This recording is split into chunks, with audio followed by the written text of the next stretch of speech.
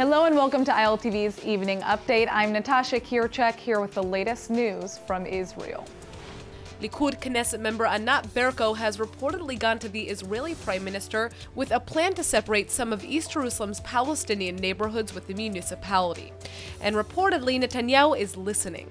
A few months ago, Berko came to Netanyahu with a detailed map over which she had drawn a border.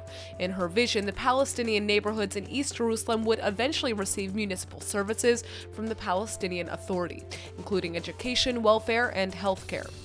Berko expected the PM to throw her plan out, but instead he asked her to leave the map with him.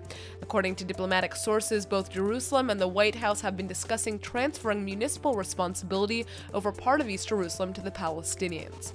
People close to Netanyahu told the Jerusalem Post that Berko and Netanyahu have met several times since their first meeting, searching for creative options to implement the plan.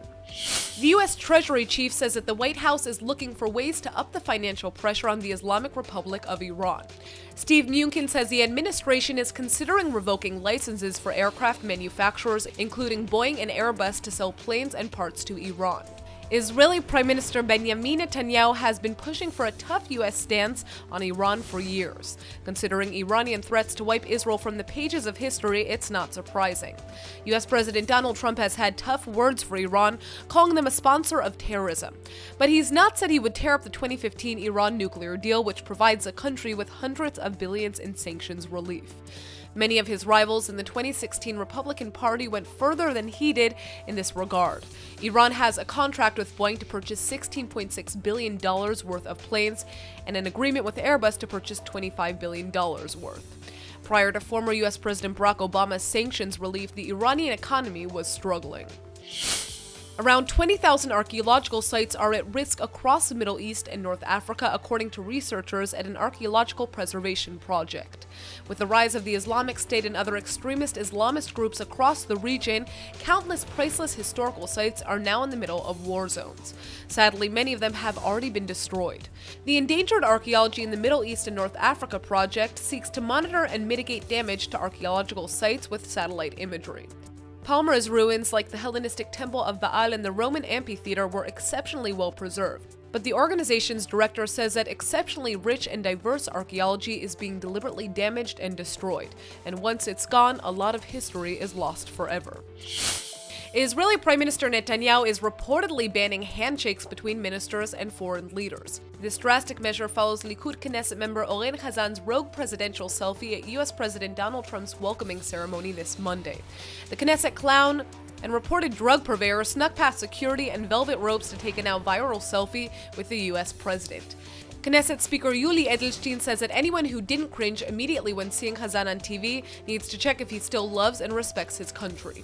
Reportedly, Netanyahu is not happy with the difference between Trump's smooth reception in Italy on Tuesday and the chaos at Ben Gurion Airport.